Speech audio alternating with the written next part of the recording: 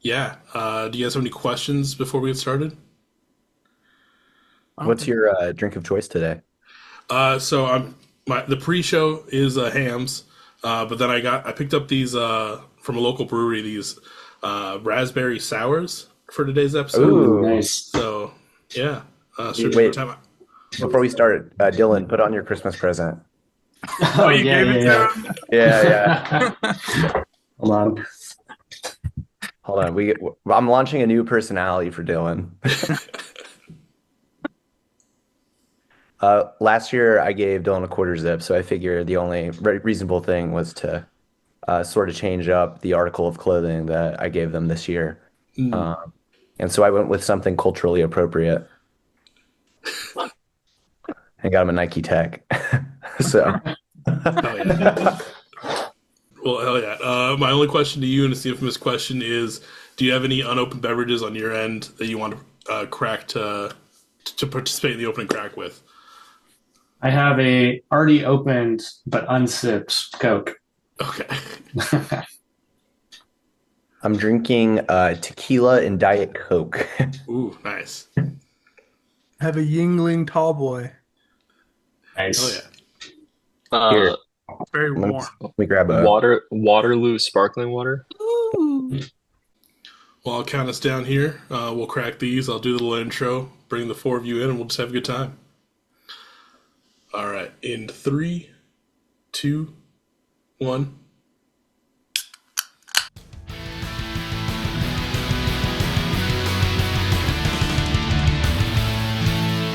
Welcome to the Beers with Bands podcast with your host, Michael Torres.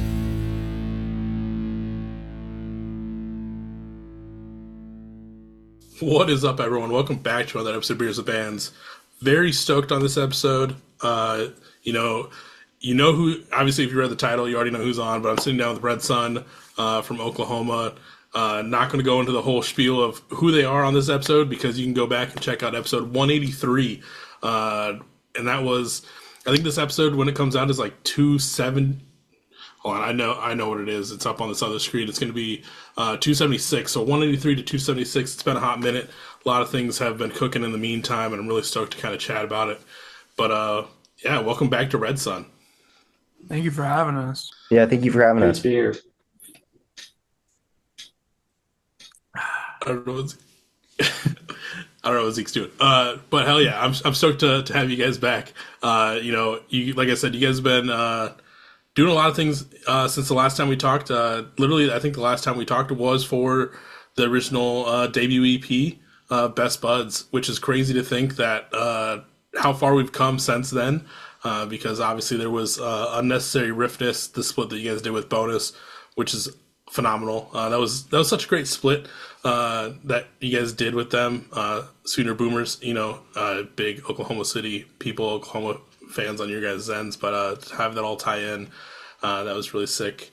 Other than that, before we get into the kind of the new album and dive into the debut LP, but like, what else has been new in the Red Sun world? I just noticed Quinn's name is Madison from Hogwarts. I think since the last time we talked, we signed to Wax Bodega. That obviously happened whenever um, we did the split with Bonus. We announced that in tandem. But yeah, we went on two really cool tours, played some insane fests that we had no part playing, but yeah, it's just like it was a stream of fortunate events for like a solid year, and we kind of slowed down a little bit this year, to write the album and just like have careers and social lives because we played like I want to say it was like somewhere in the span of like 50 to 70 shows in 2024. And that doesn't seem like a lot considering 365 days, but I mean, just considering like jobs and things like that, it was a lot. But I mean, I think we're in a really good place now and I think we're all glad to be relaxing in a way. So, Yeah, and yeah, it doesn't sound like a lot of shows, but when you think about like week wise, like that's almost one show a week, which is still pretty crazy to maintain. Like, Yeah. we're all working 40 hours a week sometimes at our jobs, but to throw in like an extra, 6 to 8 hours, let's say, getting ready, doing the show, all that prep stuff, that is kind of killer. But it's always nice when you take like that downtime and are able to kind of work on something big, especially with here at the time of this recording, we're at the end of December. You've already announced the debut LP at their very best. Pre-orders are already up. If you haven't, well, by the time this episode comes out, it'll be out. I think pre-orders might still be up. This episode comes out the week after the full album drops. But we've already kind of gone through all that.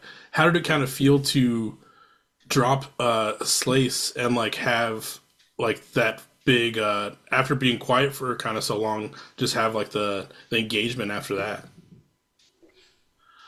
I mean, it was interesting. For me personally, it was the first time I had written a song for the band. And kind of in my own way, like the first time I had written a song myself that was like to be showcased to a wide audience. And I tried to kind of like put it out of my mind and think of it like, the people who are going to hear this are like my friends and like people that I care about, and that's kind of all that matters. But remembering that, like, we have amassed like a pretty decent following, all things considered, knowing that people were going to perceive me in that way, that was a little daunting. But I mean, everyone's been super kind. Like, no one's been mean or anything like that. So, I mean, I'd say I'm pretty stoked on that. What do y'all think?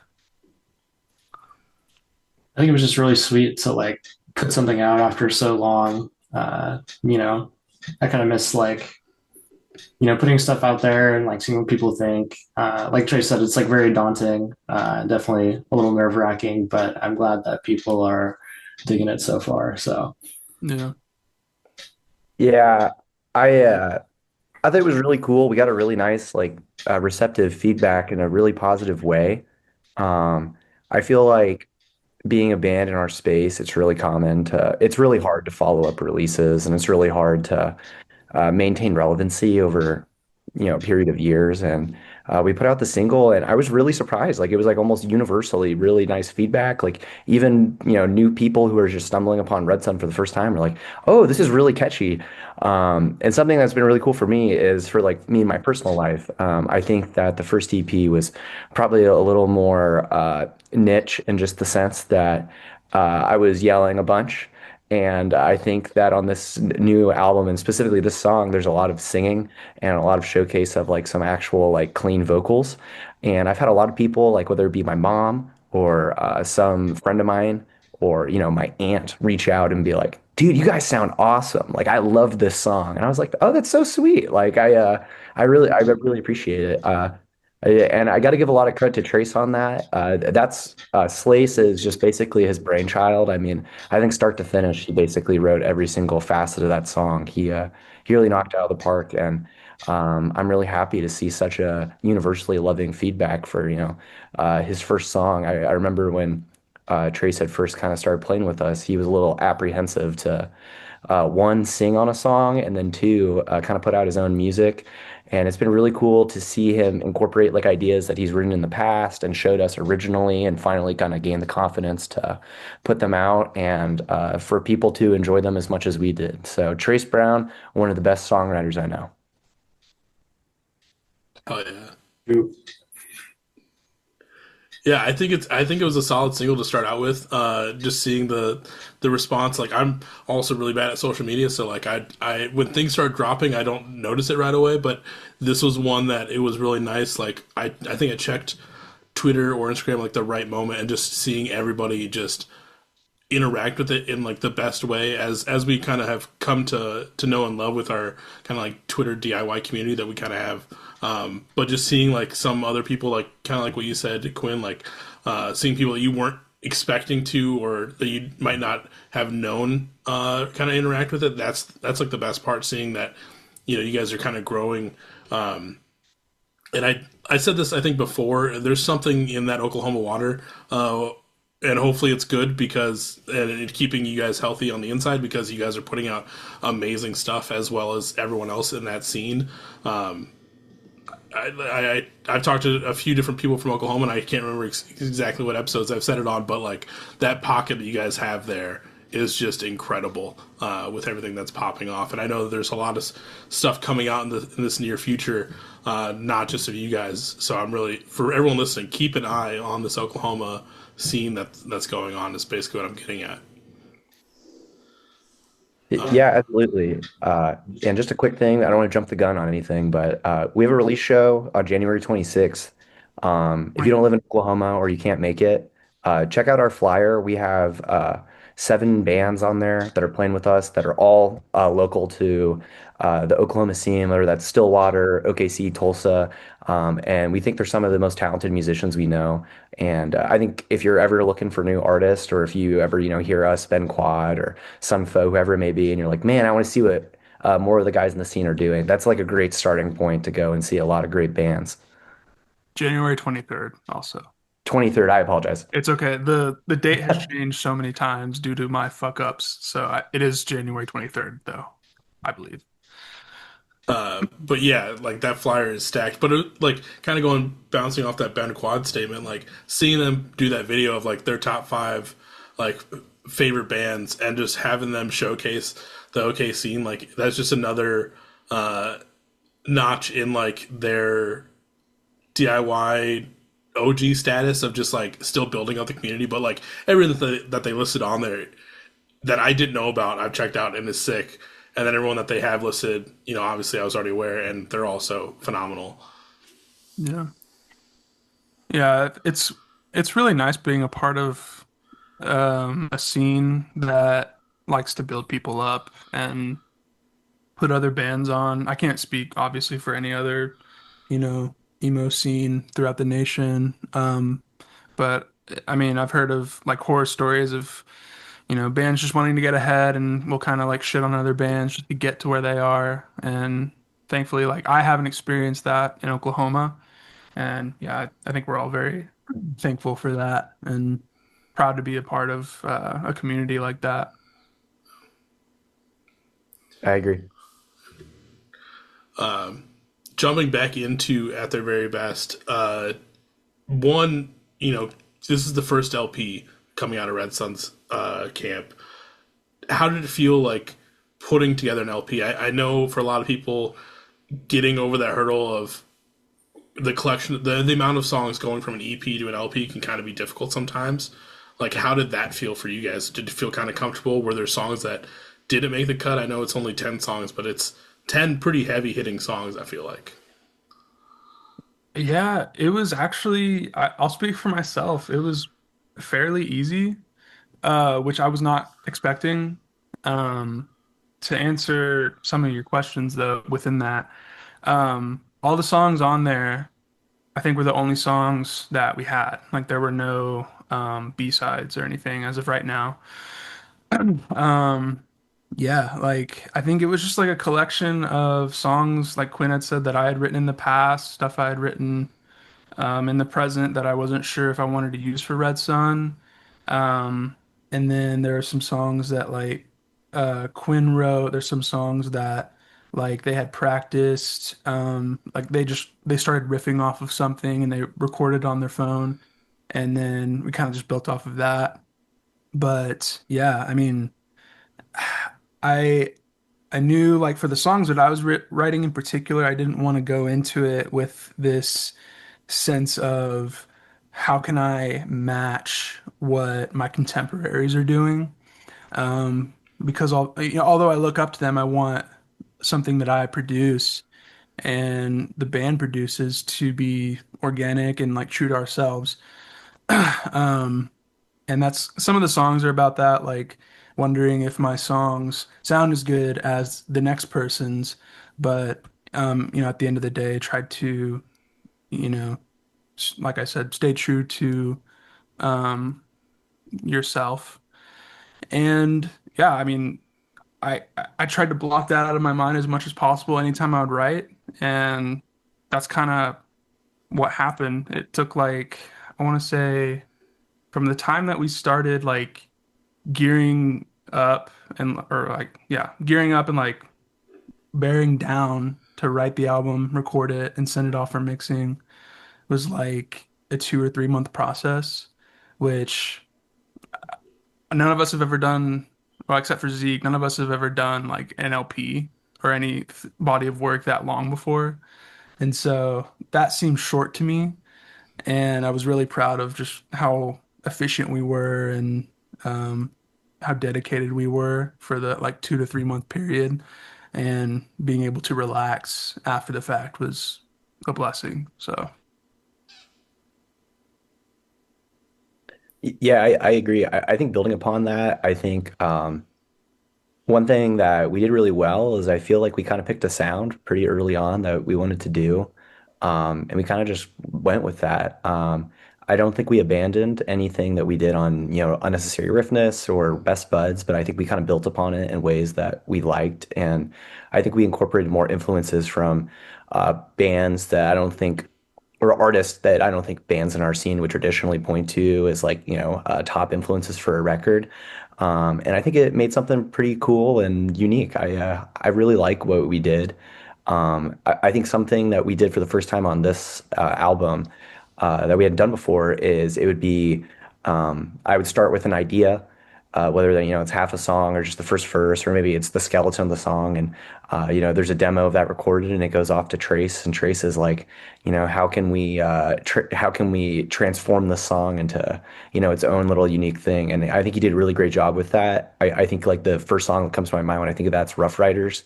When we were first playing that, like I don't know if you listened to the lead guitar riff in the beginning, it's got a little more of a twang to it. It's almost like a country guitar riff, and the song like turns into this kind of cool jazzy section with moving bass parts that are moving almost as fast, if not faster, than the guitars and horn work. And a lot of that was Trace's vision, and I think it's been really cool to be super collaborative in that aspect. I feel like it's really made some of the most interesting songs on the album.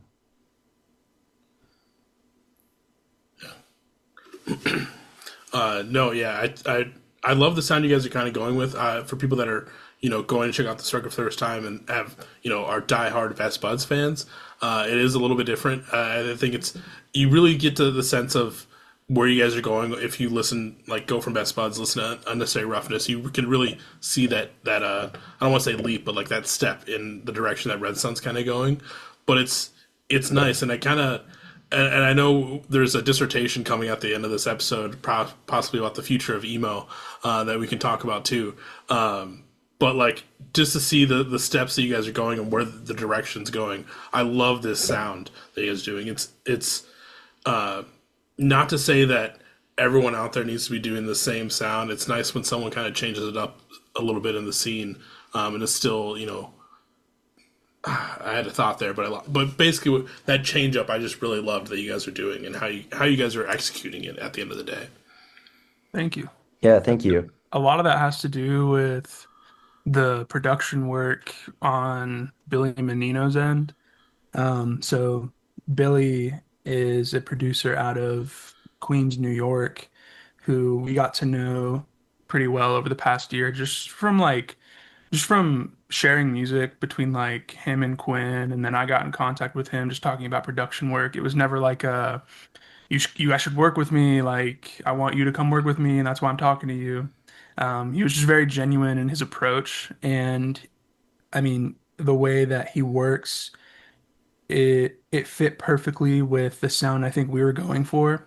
Because at the end of the day, I think most people would agree, like a lot of the songs on At Their Very Best are like kind of in the vein of pop punk.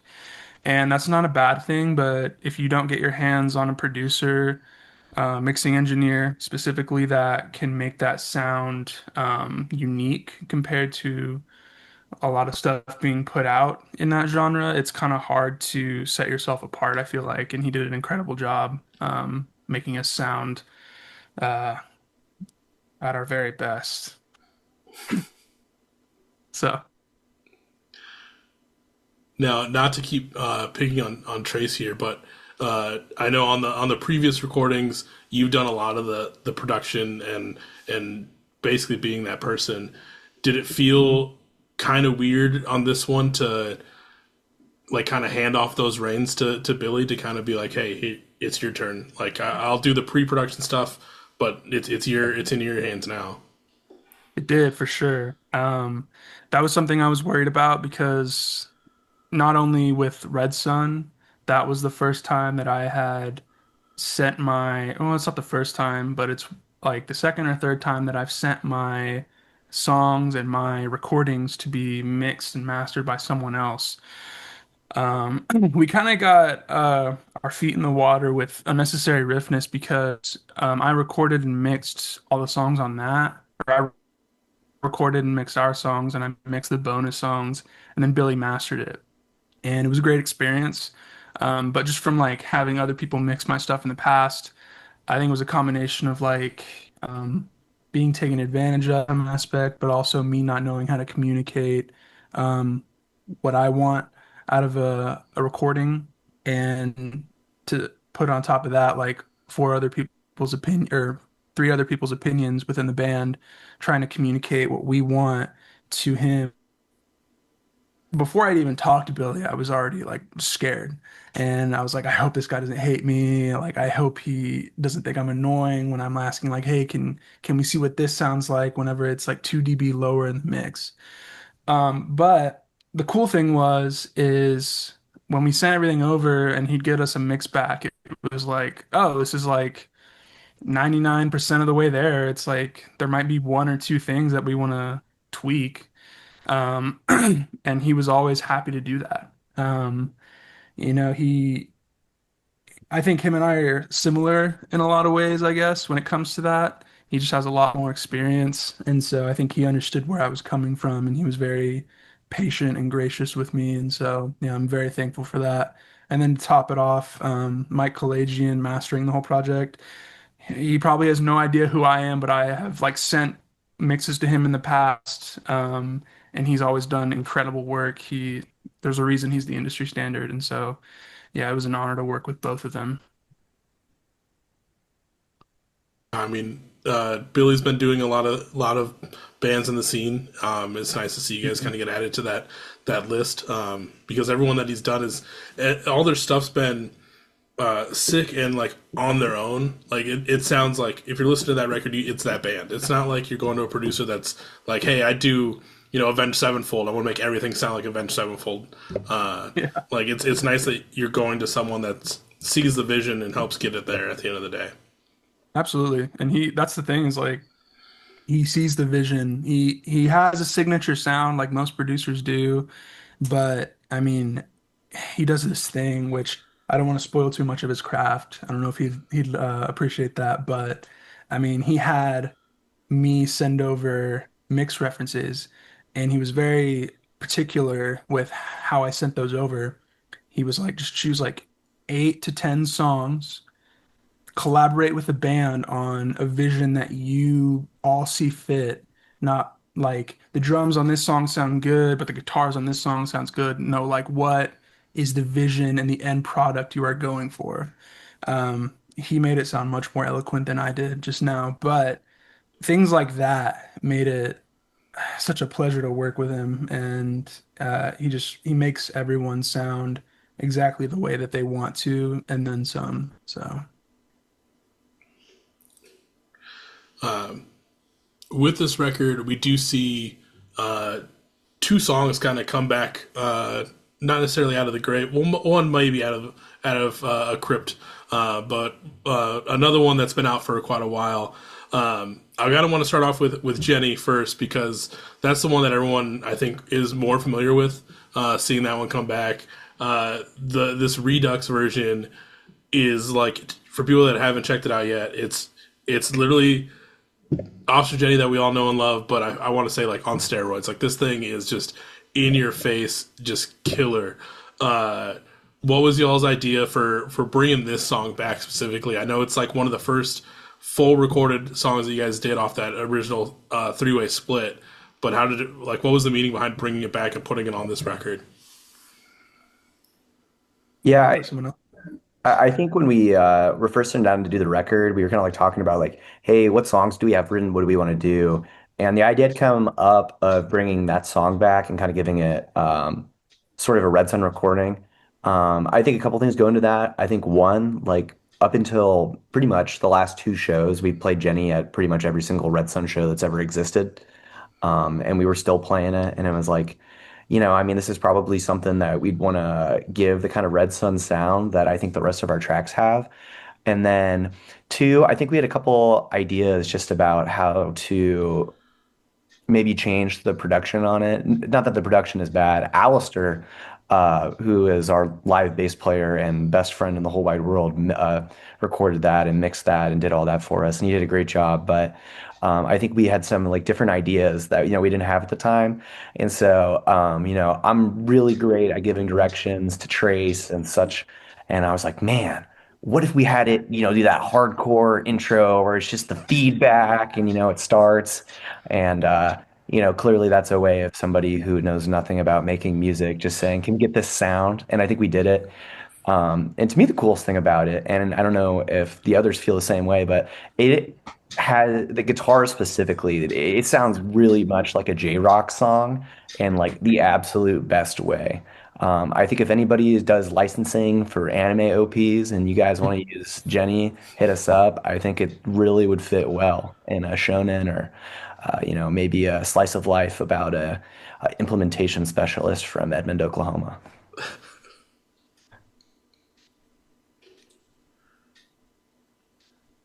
One thing I really love too is that you kept the sound clip at the end of the song.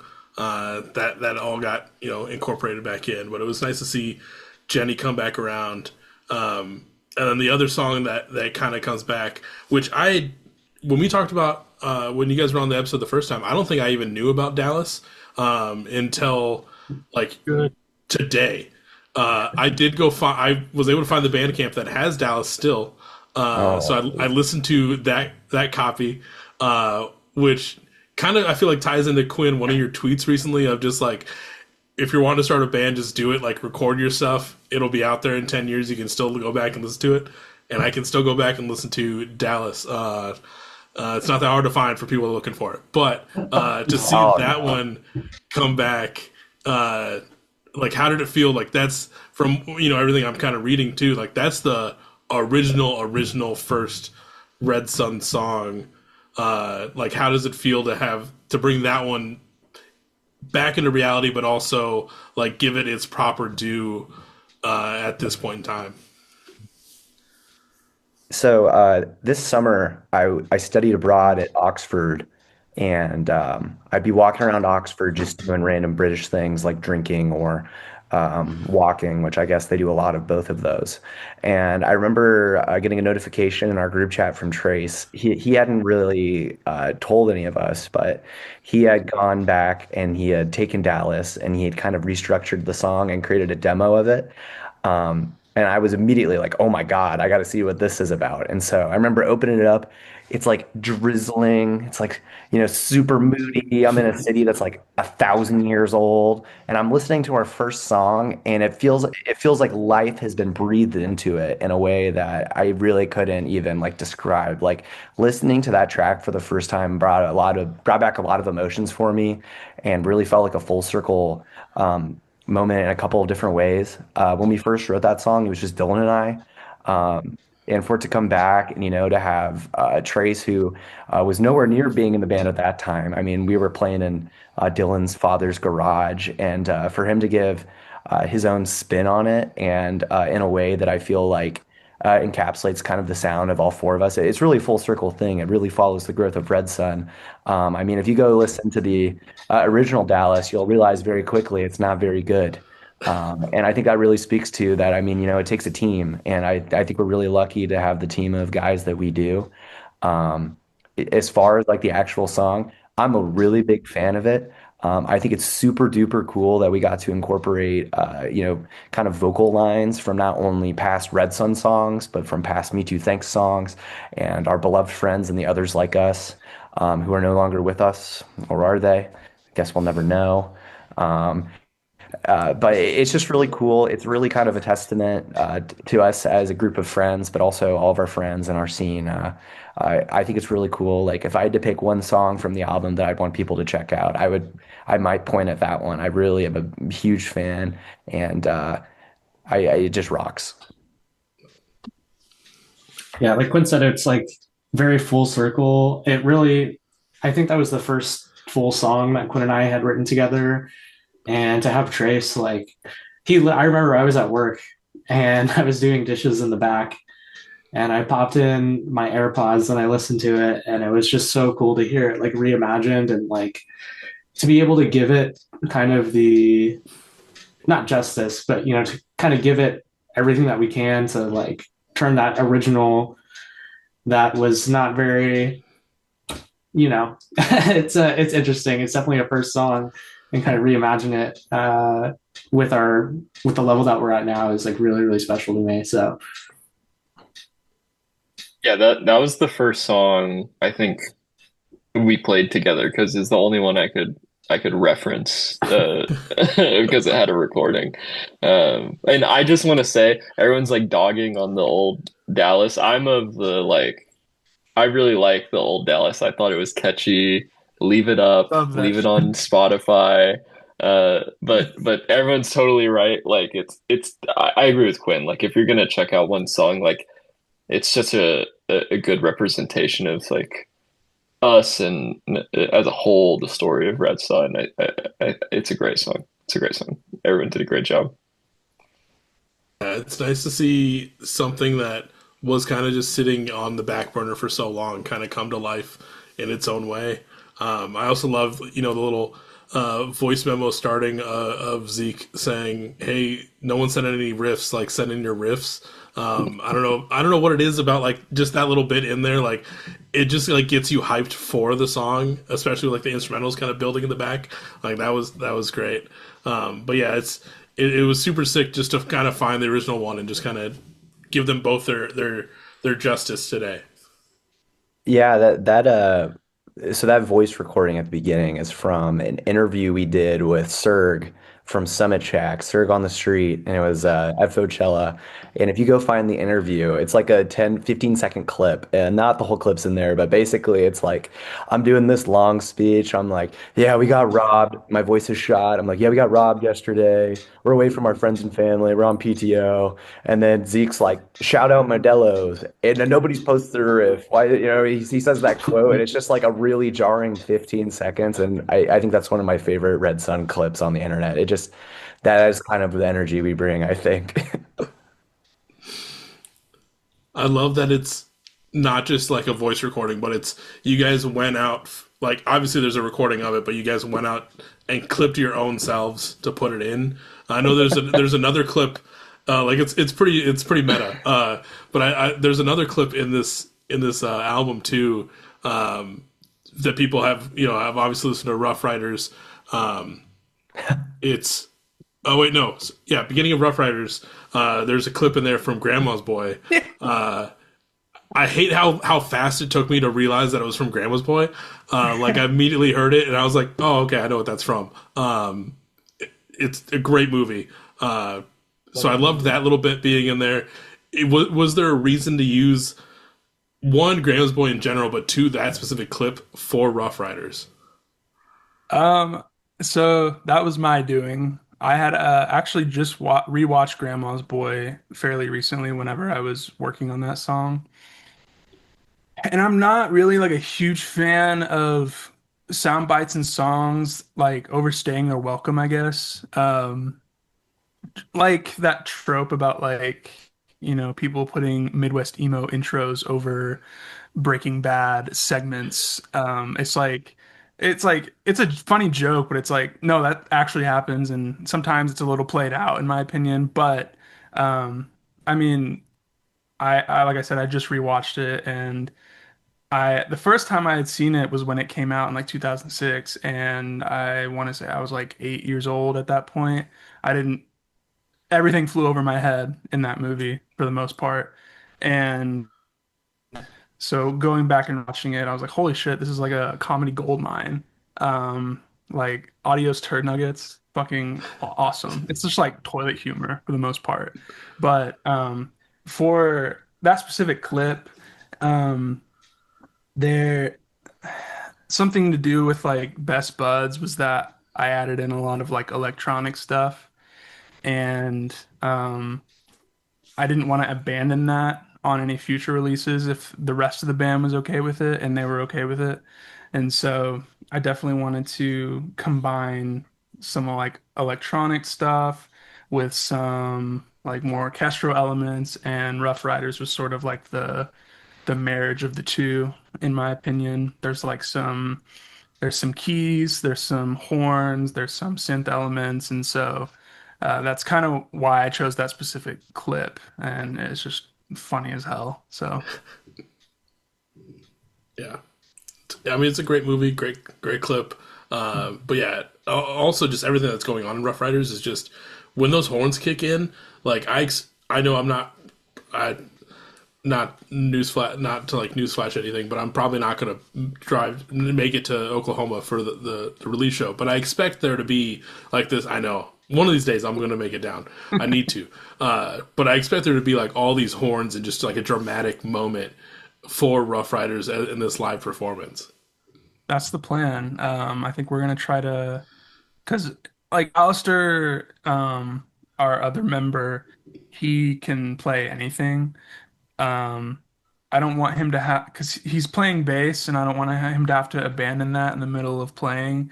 So I think the idea was to possibly backtrack that, which, like, for whoever's listening, if you don't like backtracks, then I don't know, cry about it, I guess. I don't know. Backtracks are great. I love them for things that you can't perform live, but you still want to be a part of the live experience, like orchestral elements or horns, things like that. So I think we're going to try to make that happen. So I'm hoping it'll come through in a live set as well as it does in the studio version. Now, in my typical fashion, there's a few other sound clips that I kind of just have to get figured out in my own right at this point. So everyone that's listening, just bear with me. I have my mind. I just need to get this off it. Also, in the middle of Rough Riders, there's a small little dialogue section. I feel like going on, or it's in. I think there's one in Dallas too. There's a few different ones, but I think the one in Rough Riders is the one that I wrote down. Yeah. What's going on in that section? So that one is from a video. I think I took it. It was the second time we played Chicago. And the first time, as you know, we got robbed. Second time, we took my parents' truck that they were gracious enough to let us use. And it has a truck bed, of course, and a folding top to cover so you can keep things secure and private. But there's also a lock on the bed so that people can't open it unless they have the key. And so we locked it. And after the show, we went to load out and unlock it, and the key got stuck. And I was like, fuck. And my dad had told me before I left, he was like, when you use this key in any capacity, make sure that you are like holding with both hands because the fob will snap off. And I forgot my father's wise words. And I was like, I can get it out. I'm strong as fuck. And I grabbed it, tried to turn it, and that bitch snapped off so quick. And I was like, okay, so we have one key and it's stuck without a fob and we can't like pinch it out. And so I think we didn't go through too many options. I think we went straight to, okay, who got to get a locksmith in Chicago at 10 p.m. at night. Jeez. And we found one guy. It was pretty sketchy. I think Dylan found them. Yeah. What was But his name? It started with like a D. Demetrius. Demetrius, What? yeah. Yeah, It he was was. um, a random locksmith on Google, and I called him, went to voicemail. He called me, and he's like, "You have to Zell me. You have to Zell me a deposit, or I am not coming. But if you Zell me, I will come, and I'm gonna send you my location. You can like see that I'm on the way." And we were out of options. We had no idea what we were gonna do, and so we took the risk, and he showed up. So yeah. But that shout sound out. clip was I think the actual video is me holding a jewel, and whenever you shake a jewel back and forth really fast, like the light on it becomes a rainbow. And in the Already background, know. you can just hear Dylan saying, "If this guy doesn't show up, I am going to." I forget what he says exactly, but he's like, "I'm going to crash out."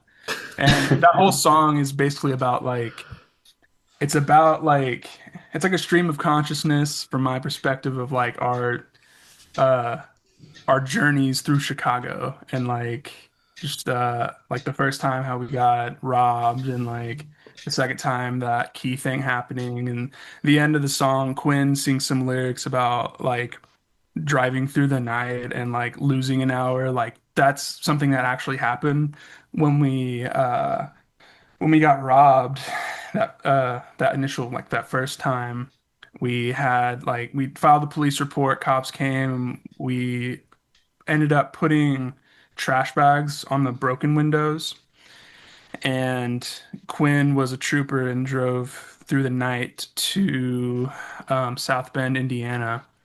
And it was a 4 hour drive, but we ended up losing an hour because of the time change. And so we got there at like 5 a.m. Um, and we had to leave at like I don't know, we got there at 6 and we had to leave at 11 a.m. And so we had like no sleep really. None of us I couldn't sleep personally, but yeah, I mean it was just like it was a fitting sound clip for that song in particular, just based on the content, I guess. Yeah. It might be a divergence here, but just kind of like going a little more on that. I just want to talk about it because I don't think we've ever really talked about the full story on a podcast, and I think it'd be funny. So, we get robbed. They smash all our windows. At this time, we just agreed to take Jazz from Exciting Excellent with us. And so it's like there's like seven of us. We're filming TikToks and like doing a photo op in front of like the smashed windows. The venue owner at Sub T was very kind and lent us a broom. And we got to brush out most of the glass. Some of that did go into our clothing and skin, but we got most of the glass out of the van. And our original plan was we were going to stay with our friend Ethy, who is a very talented photographer. But to stay at their place, we had to park on the road. And we decided, maybe, parking on the road at night in Chicago after we just got robbed with no windows on one side feels like an invitation for car theft. And so we decided we were going to go ahead and drive out. And so we get in the car, we're driving, we get out of Chicago, we get into Indiana, and we stop, right about the county line or the state line between Indiana and Illinois. And we're at a gas station and we're filling up gas. And this is where we have potentially the greatest interaction in the history of Red Sun. We have a gentleman approach us as we're, trying to figure out what we're going to do. We're looking at Airbnbs. Trace mistakenly thought that Gary, Indiana would be a great location That was a because, different time. oh, But yes, oh, that my happened bad. too. That was after the broken key. Okay, that's another story. So anyway, we're trying to figure out what we're gonna do, and this gentleman approaches us, and he's like, "Hey, gang, hear me out. I just got out of jail. Y'all got like any food I can eat?" And we're like, uh, yeah, dude, I guess we got some snacks. Like, keep in mind, like, clearly all the windows on like the side he's talking to us through are just smashed. Like, and there's no window. Like, there's shards of glass still in the car. And so, like, I forget what it is we try to hand him, but I It think it's was like a donuts. bag Yeah, a of bag of donuts. donuts. Yeah. And he's like, nah, hell no, I don't want that. That's nasty. And we're like, He, oh, okay, he well, said those are expired. And yeah. And so I was like, okay, well, sorry, dude. And he's like, y'all got, he's like, do y'all have any cash? And we're like, nah, dude, we actually just got robbed. So, like, we're sorting it out. And he's like, that's okay. I got Cash App. And we're like, dude, we are not Cash Apping you right now. Like, are we serious? And we exchanged a few more words, and he eventually kind of just like left us alone. But I was like, I've never had like something go from, hey y'all, I just got out, got out the pen looking for some food. I was like, we were trying to help him out. Like, I mean, like we were down on our luck, and we were trying to be nice, and he clearly didn't like that. And so after that, everybody kind of settled in and went to sleep, and I turned on 1989 by Taylor Swift and drove us through Indiana to South Bend. And because the trash bags, it was deafeningly loud. So I had to turn up the van to max volume. So anybody who lived on, the interstate in Indiana probably heard Taylor Swift at 2, 3 a.m. And I apologize, but sometimes T Swift is the only way to stay awake. Dude, I can't imagine like rolling down the interstate with like a broken window, just a trash bag. Because I think it was not last year, but the year before. Like this really sucked. It was like 2 days before my birthday in December. Someone broke out the back window of my truck. Not thankfully not like the back window, but just like the driver's like the passenger side door. So I had to like I had that trash bagged and I had to drive like halfway across town to like the safe light to put in the new window. And I'm like trying just to drive, but since it's the back window, it's just that whoop whoop whoop whoop whoop the entire time. And it was such a pain in the ass just to drive that far going like 30, 40 miles an hour. I can't imagine going down the interstate with that same, like any of that same noise. I think we eventually took the bags off because it was like too loud with it flapping. Mm, Yeah. I think, yeah, the next day we when we drove to Ohio, we ended up taking it off. And it was actually really nice because although it was like loud and a sensory nightmare, it was really sunny. And it wasn't like blistering heat or anything. And so it was like just having a window open while you're going 70 down the highway. It was yeah. kind of nice. With shards of glass flying at you. Yeah. Every so Yeah, often, you'd like pick at your cheek and be like, oh, it's like a tiny sliver of glass. yeah. Well, Dylan and Zeke were playing with hacks. They have protective eyewear. Trace and I were, we were one incident away from being no longer or no longer possessing multiple eyes. Yeah. Yeah, the conclusion of that story is we went to an Enterprise in Bowling Green, and I may have verbally assaulted a Enterprise manager, but we did get a minivan, which wasn't exactly comfortable with the amount of gear we had and the five of us, but we got a solution. So all's well ends well. Yeah. Fuck Enterprise though. They were no help. Yeah, they were terrible. And they're also Now, terrible for their employees. This is a PSA. Do not work at Enterprise, y'all. Like actual nightmare. They set their employees up for failure. If you ever go on an Enterprise website, whatever the vehicles are listed is not accurate to what is actually available. It's a prediction of what may be available, and the employees are under the same presumption. So imagine somebody comes in and they're like, "Hey, where's my van?" And you are like, "We haven't had a van in a week." Well, now both of you have to find an amicable solution to that. So that's my little PSA. Beware. good to know.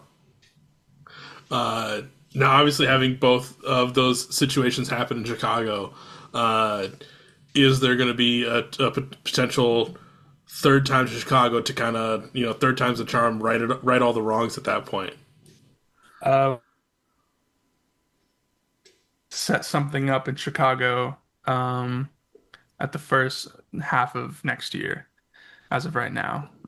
It's not a for sure thing yet, but yeah, I think we're gonna third time's the charm it, and yeah, we'll see what Chicago has to offer for us this time. See what tomfoolery we have to undergo. I want to preface that we always have like the best time in Yeah, Chicago. we love Chicago. Yeah. But then we always just have a horrible experience at the end of the night. It's nothing to do with the city. I think it's No, just it's our fault actually. yeah, most of the time, yeah. Well, hopefully the next time goes smoothly for you guys. Uh, Before I kind of transition here, obviously, so far we have one music video out for this record, basically for Slice, which is such a fun music video that you guys do. It starts off right at the beginning. You guys are all walking on the golf course. Dylan immediately trips Trace, which is funny as hell, and just like all the shenanigans that are happening throughout it. We've kind of hinted at it so far, and we've kind of mentioned it. But in the music video, we do see, Alistair, the fifth member of Red Sun. For people that aren't aware or might not know, kind of give some feedback or like kind of backstory. Like, why did you guys decide to switch from a four to a five piece? Obviously, everything that I've heard so far today, whether it's before the episode started or during, has sounded great about them.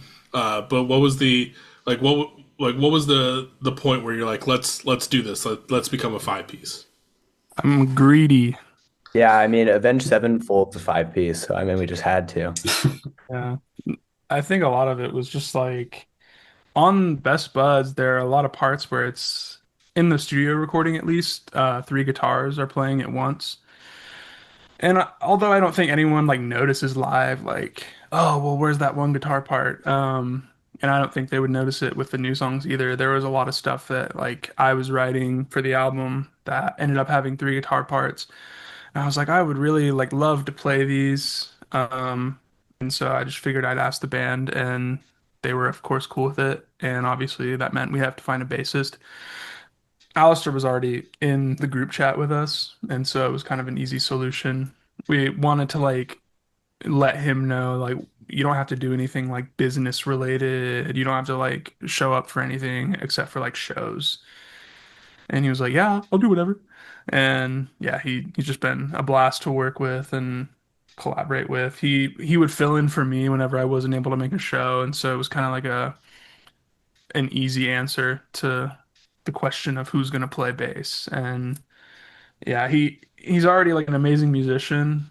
Um, and so he's obviously like super you know, incredible at bass. And I think it just sort of caps off our whole sound and it allows us to put everything that we put into the album on stage, which I'm really stoked on. Yeah. Yeah, I think it just felt natural for Alistair to join the ranks. I mean, he, recorded the original Officer Jenny. He's been playing in Me Too Thanks with Zeke for years, long before, Red Sun was a thing. Uh, Long, long yeah, time. yeah, We're there's not some that old old, bro. heads. I There's some know, old bro. heads, We've been in it but longer than Dylan's been alive. but and like Trey said, like he'd fill in for stuff all the time. When Red Sun was first starting out, we were playing shows with Me Too Thanks. And so Alistair's just always been around. He's been gracious enough to offer his space for us to practice when we need it a lot of the time, which has been so helpful. And so, in a way, it already kind of felt like he was, a member of the group. I mean, he was a member of the group, but a member of Red Sun. Uh, and so I think it just worked out perfectly. But Yeah, no, that's awesome that it worked out. You can almost think of the music video as a little bit of a hazing moment at the same time of initiation into Red Sun.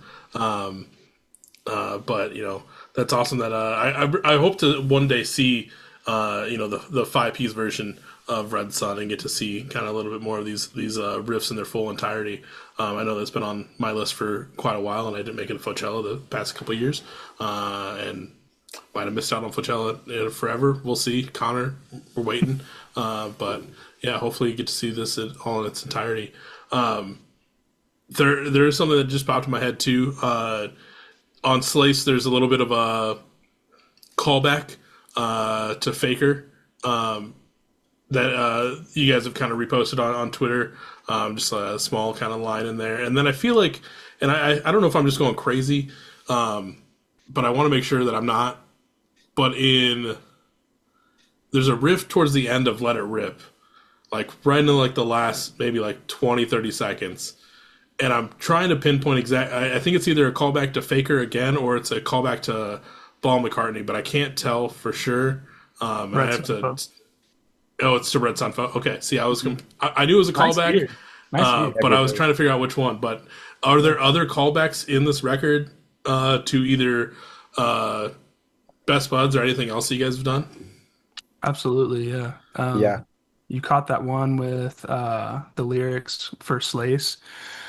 We don't have to get into the subject matter on Slace, but yeah, it felt it's almost like a double entendre, I guess. Like I think Quinn wrote Faker from like a really personal place. And although like the subject matter is on Slace is different from that, the lyrics fit well, and I love doing little callbacks here and there, like the stuff on Dallas where it's calling back to Red Sunfo and like our friends' songs. Like I'm a huge fan of like acknowledging the past and bringing some of it forward when it comes to music. So there's that. It's like a play on the Red Sunfo riff and Let It Rip. And then there's also just like little like instrumental motifs here and there on like every song that are found on other songs. But yeah, I love shit like that. So thank you for asking and thank you for noticing. Yeah.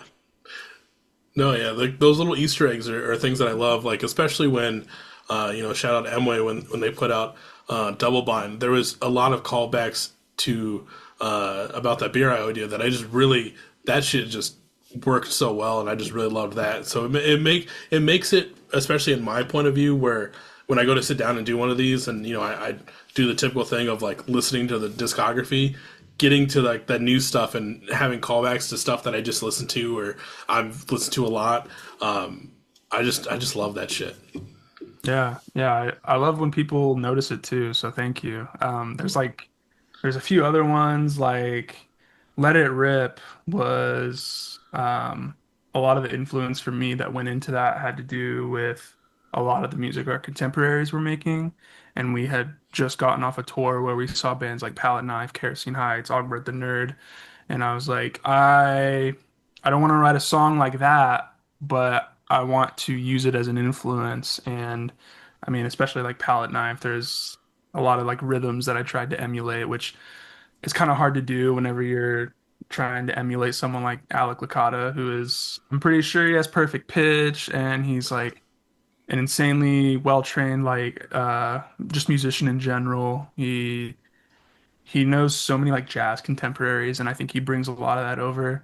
And so I tried to do my best impression of that. And yeah, I love I love bringing influences like that over to the LP. It was great. I believe he's also a Navy SEAL. Yeah, yeah, he was an Yeah, yeah. American sniper. Yeah, I think they have a movie about him called American Sniper. I don't know if you've ever seen it, but Yeah, I've heard that one's crazy. yeah, I know. I guess I missed the prelude in that one where they played emo music and then became a. But I'll have Yeah. to rewatch it. It's in the deleted scenes probably. That's what it Yeah, is. yeah. I mean, you gotta get the Blu-ray or what was the Blu-ray competitor they had? You have to get that for the or a DVD uh, plus or something. I think I know what you're talking about. There was like that weird one that they had for like a little bit. But yeah, everyone go check that out if you haven't already. American Sniper. Check it out. Or don't. Sorry, yeah, got it. But all in all, at their very best is a solid LP. I'm really stoked on it. I'm stoked that you guys are like still surprising me at the end of the day. I remember the first time I heard Best Buds, I was just immediately thrown away by like the musicianship that you guys are putting in there and everything else that you have on top. And then I feel like this just takes you guys to a whole nother level. And I'm really stoked on. I'm really stoked to see kind of where you guys take it from here and where you guys hit the road this year as well. Before we transition, is there anything on at their very best that I might have missed that you want the people to know about? Okay.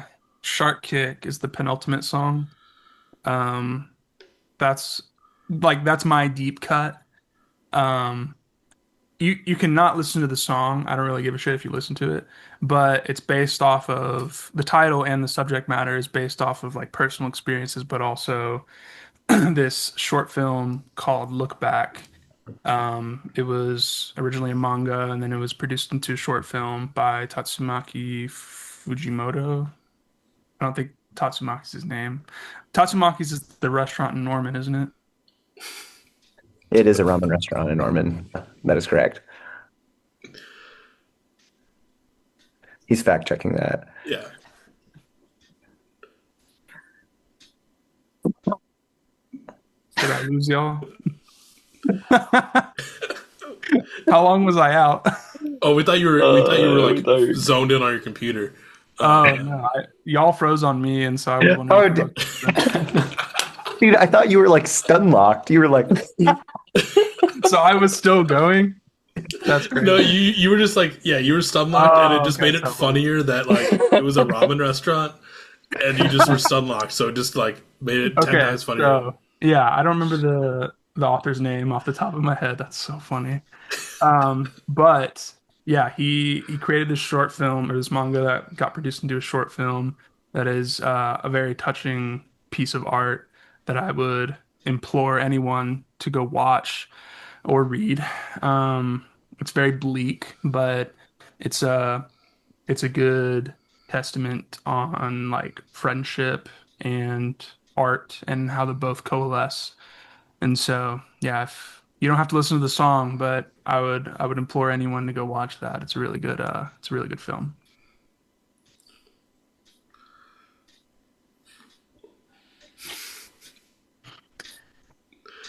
Anyone else? No. um, trying to think here. I mean, it's a nice album. If you're, into that kind of like 2010s, like late 2010s counterintuitive records kind of emo sound, I think we do that really well. I think we do it with a really good flair of some pop punk bands from the 2000s that I don't think people would really point to as influences, but we do. And I think the first big one is Reliant K. I think there's Mm. some serious Reliant K energy on this album. One band that I always point to is the band Cartel. Like if you like Chroma by Cartel, I think this is a good record. Um, and then I think there's a lot of Blink 182, like self-titled kind of influence on this. It's a nice record. I'm really proud of it. I think we did a great job. I think we could have wrote Best Buds too, but I think instead we wrote Best Buds, the sequel, the Redux, the deluxe Blu-ray edition.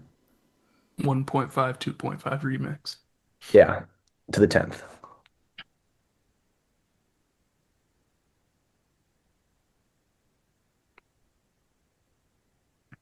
Speaker Dylan, anything you want to add? Uh, Um, um, you hit it, Dylan. Take it away. okay. I would say Eat What You Earn. Like, it's nothing. I don't know. I feel like when we originally went in, it didn't feel like it was going to be, the most exciting song on the track. But I know Quinn and I, especially, like hearing the finished product, it just sounds insane to me. Um, and I think Trace's vision when he like, because Quinn wrote the intro, right? And then Mhm. Yeah, he wrote Trace kind of polished it off he wrote for. like that first instrumental part that you hear right before the actual like the drums and everything else comes in. Mhm. He wrote that on guitar and sang it, obviously, sent it to me, and I was like, oh, this is perfect. Like I can build off this. And so yeah, it's like our brainchild, I suppose. Yeah.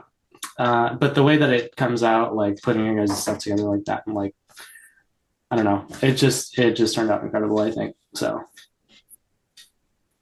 Yeah, all I got to say is that I'm beyond thankful to have these guys in my life. It changed my whole world, and they're some of the most talented people, and you get to see them all the time, and you can look up to them and also chill with them.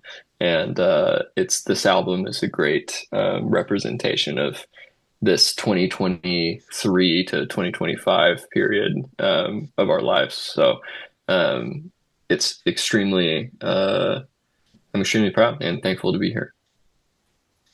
Love you, Zeke. I'm extremely proud of you. Thanks, Quinn. Love you, bro. No, those are all great things. Everyone, be sure to go listen to At Their Very Best. We'll talk links here in a little bit. Um, Before we fully, kind of wrap up, the original, I feel like, request for this episode had a little double double thing going. There's we're going to talk about the record, but also the state of emo in general and where we're at in this 2025 going into 2026.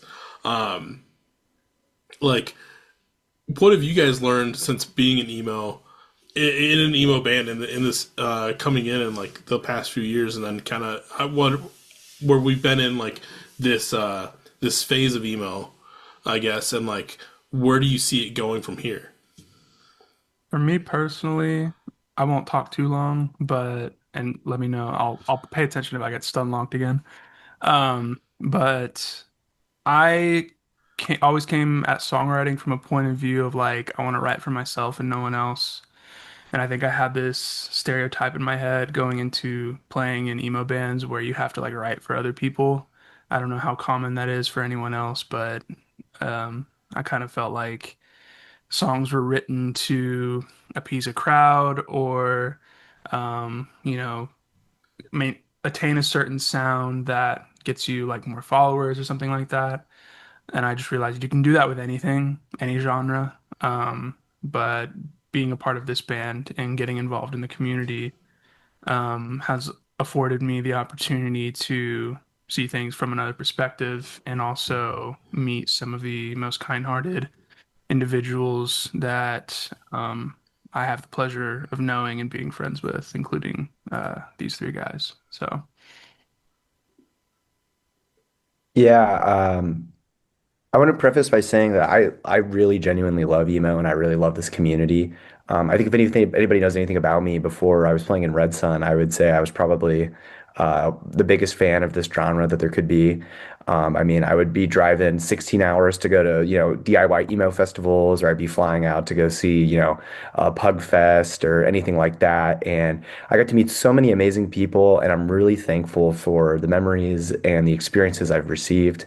I really think that this is a really great community where if you really invest yourself, you can be rewarded with just such amazing experiences. You get to see the country, you get to meet people from all different walks of life, different gender identities, different backgrounds, whether that's racially or religiously. Like you really truly get to see the world and you get to experience so much. But I want to talk about something that has recently been implicated, and I think is a really important thing to talk about and be transparent about. And I don't ever want to say this to scare off aspiring musicians or young bands, but I do think it's a little disingenuous sometimes for the amount of financial instability that occurs for bands in the scene and specifically artists in emo music and pop punk, and to not really be that transparency. I think there's a little bit of a stigma that it's almost shameful or embarrassing to be, financially unstable or to be dealing with, maybe difficulties result or surrounding your financial situation or your income. But I think I need to say it now, especially with the, folding of so many labels in this scene, specifically recently.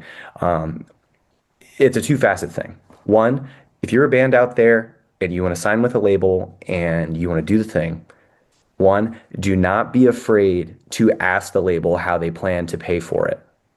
I think that there's a really big asymmetrical market for information going into recording music.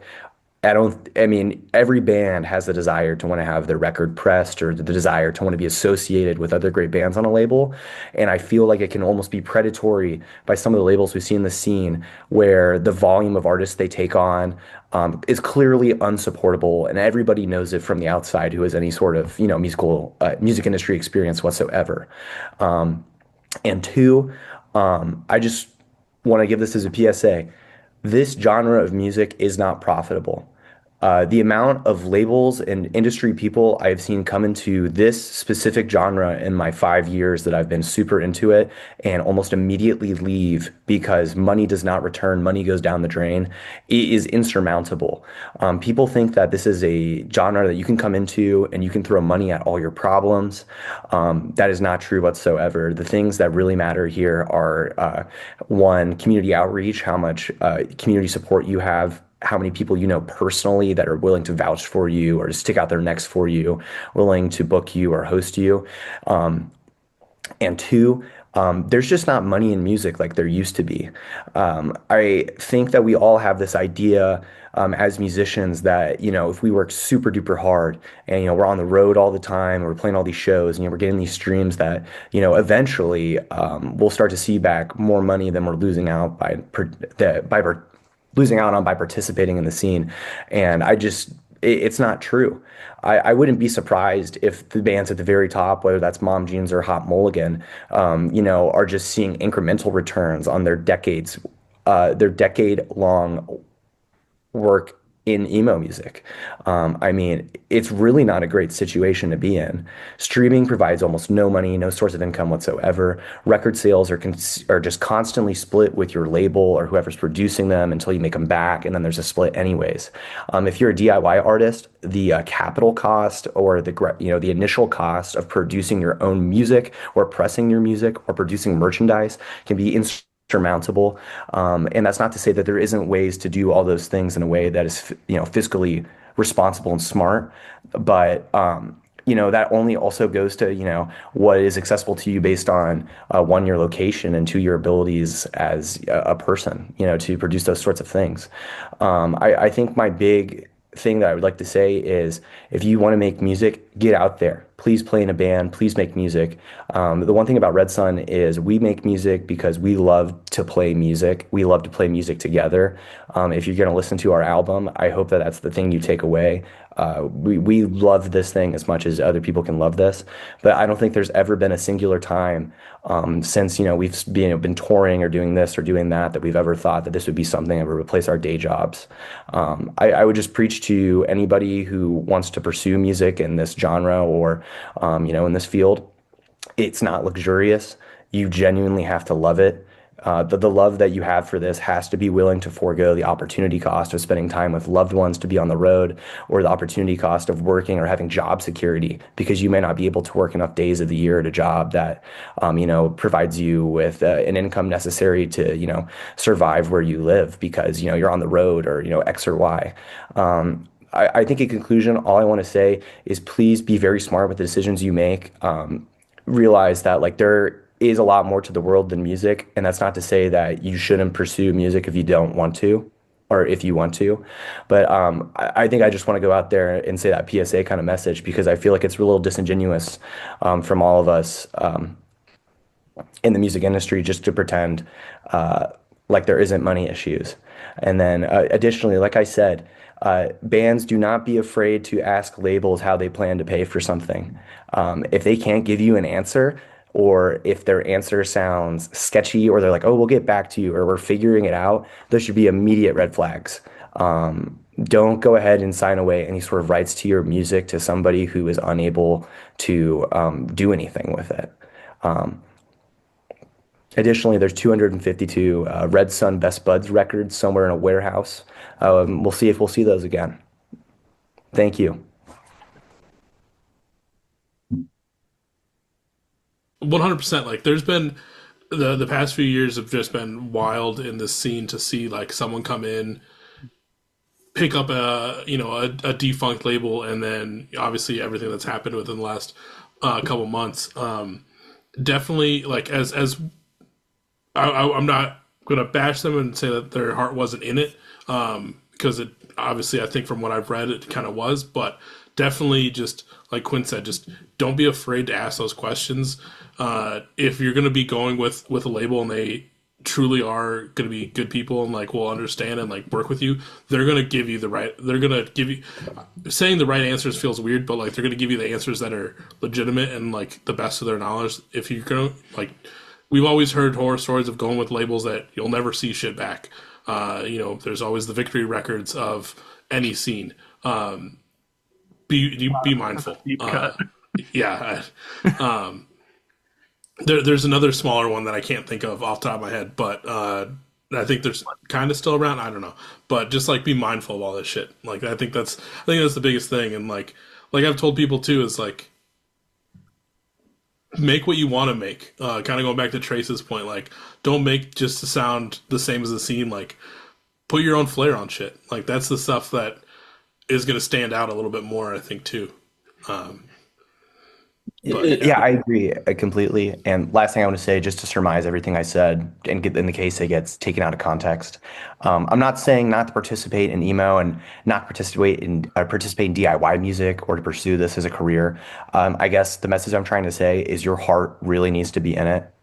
Anybody who's been around in the scene for as long as 5 to 10 years or more will tell you that. Whether it's Madison from Ogbert or Keegan from Camp Trash, your heart needs to be in this. This is not something that you go into to become a millionaire or to sustain your lifestyle. You really genuinely need to love this, and that's all. I'll leave it out on that.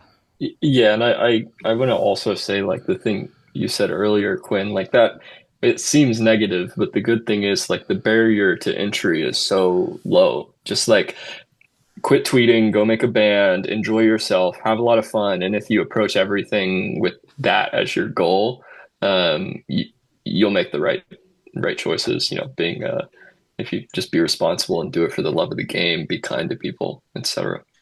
Yeah. I mean, there's like that sound clip at the beginning of Dallas.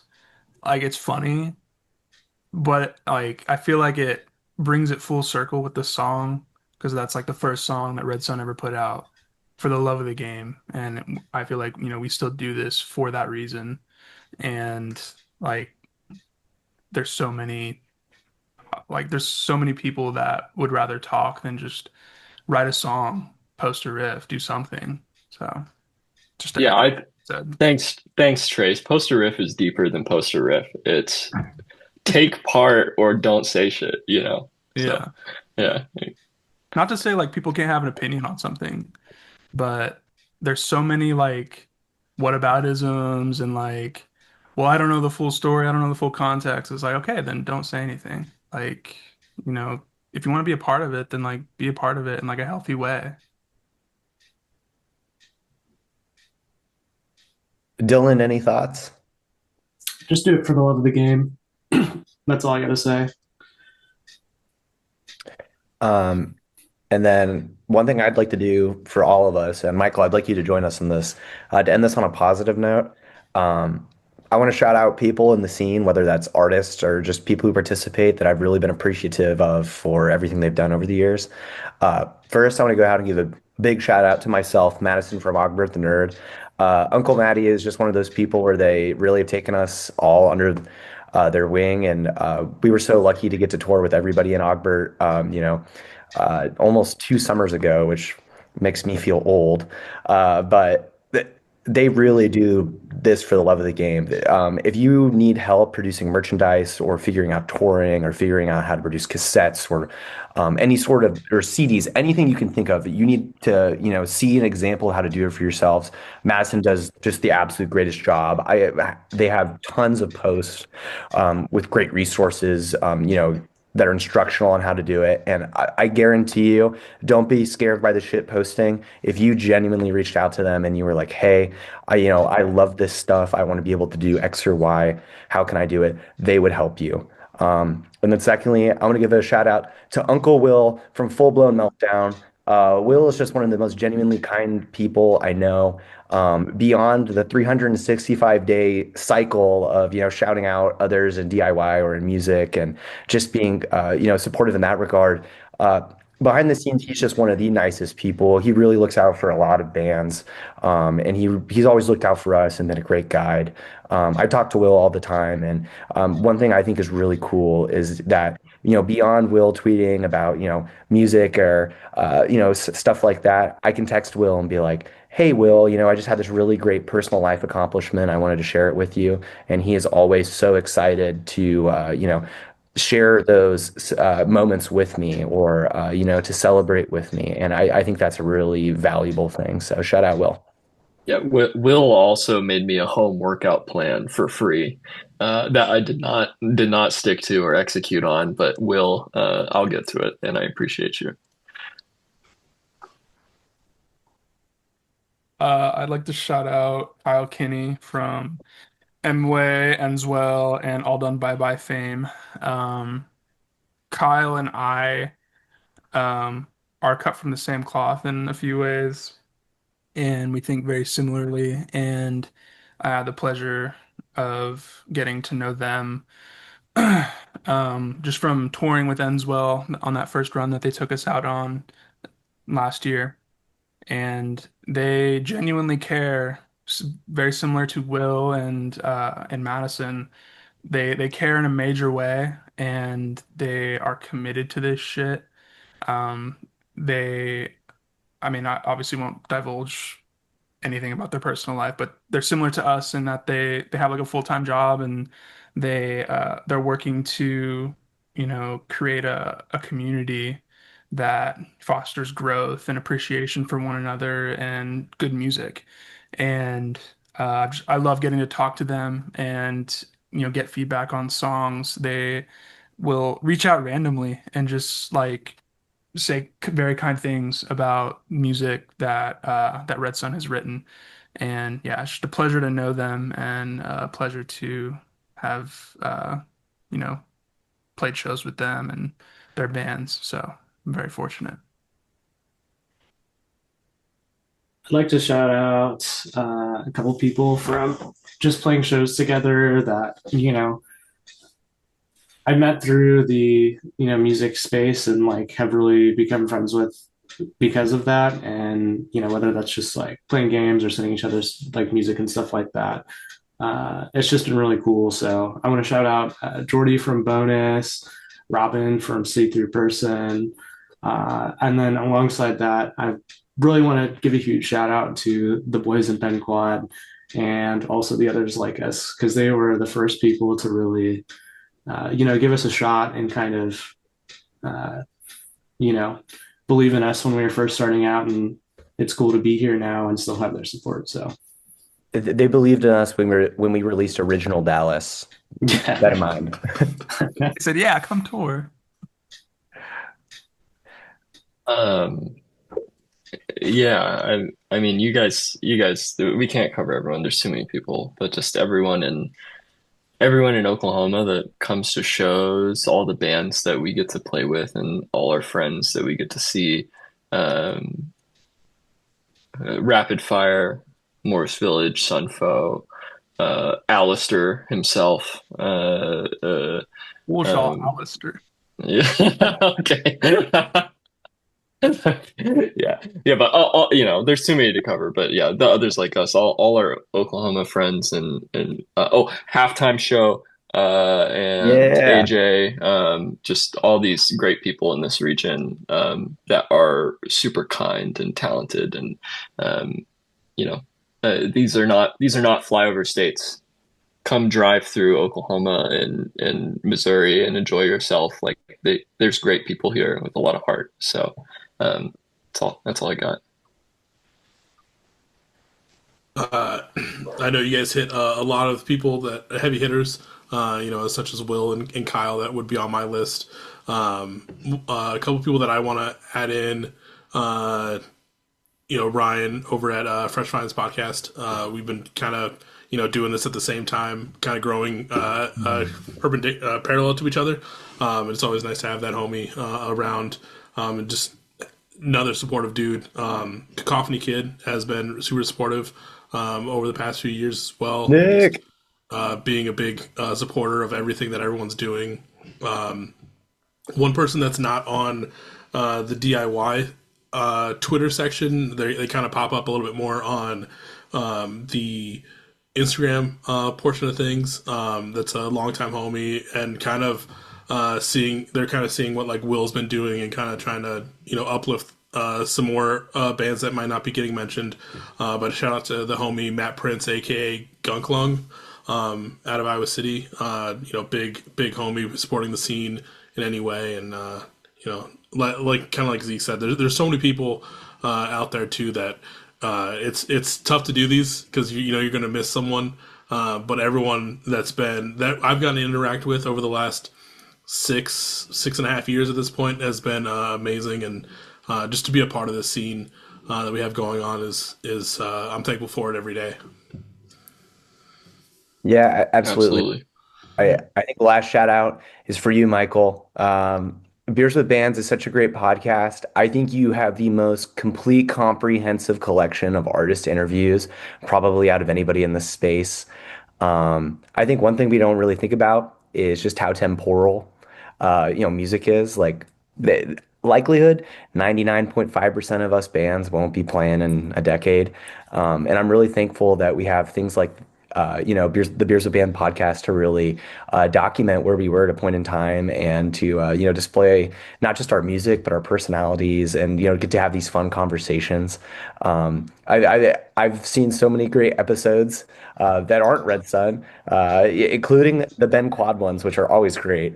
And it's just so cool to me to see, um, you know it's a cool thing for me to think that, like, someday my kids or my grandkids or, whoever on the internet may ever be interested in Quinn from Red Sun can go, see what I thought in my Isaiah Joe jersey on December 21st, 2025. I'm forever grateful for that. And, I'm sure someday I'll be a 45-year-old man wallowing at 4 a.m. listening to my Beers with Bands podcast episode and thinking, man, we had it so good before AI. Yeah. Yep. Yeah, just wait till I fully get integrated with AI. I'm gonna have like all the heavy hitters. I'm gonna do a Blink episode. It's not even gonna be them. It's gonna be crazy. Oh, It's nice. gonna be insane. Yeah, we Uh, should have disclosed that Dylan is using AI right now. He's actually at a tournament. A I'll send you tournament guys for the granola what? notes after this. Bro's doing rate sheets. but no, I appreciate the kind words. It is kind of crazy looking back at everyone, all the heavy hitters, no matter where they're at, where they were at in their point in their band's life. Everyone was putting out sick stuff, and just the fact that anyone would let me just pepper them with questions for like an hour and a half to 2 hours sometimes, or especially the early episodes where I would get very hammered. Anyone that put up with dealing with that on the other end of the camera, I appreciate. It's been a wild ride. We'll see what happens in 2026, but this last shout out to fucking Red Sun. You guys are still killing it, and I'm really stoked to see you guys go from here. Like I said, if anyone's looking for merch, music, or Red Sun in general, where can they find it? Waxbodega.com for merch. Red Sun 405 on Twitter, Red Sun OK on Instagram. We have a Facebook. Don't expect anything from it. We have a Bandcamp. That's fun. There's Bandcamp. two. Yes, there's two Bandcamps, unfortunately. Unfortunately, I've seen a lot of AI on Bandcamp, so TBD. But yeah, did I miss anything? Red MF Sun Yeah. on TikTok. The original Red Sun band was suspended for impersonating Red Sun, the band. So Oh, do with that what you will.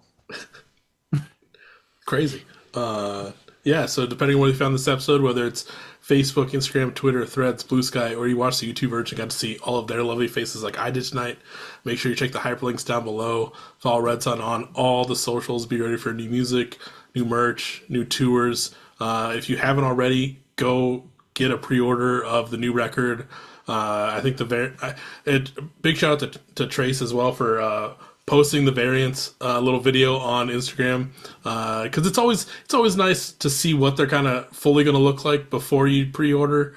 Not that I wasn't going to order this one, but like the mock-ups never fully come out right. But it's nice to see. It was nice to see it in person before I got that ordered. I So felt shout out to bad Trace. because yeah, I was doing it in this room where I have like one really yellow light, and I was like, this probably looks like shit. So I'm glad I'm glad you like it, and I hope people like it and don't buy it because they think it looks like Dookie or something. But yeah, everyone, be sure to go listen to At the Very Best and follow Red Sun, and I will catch everyone on the next episode. Thank you. Remember to register to vote. Beers with Bears. Beers with Bears.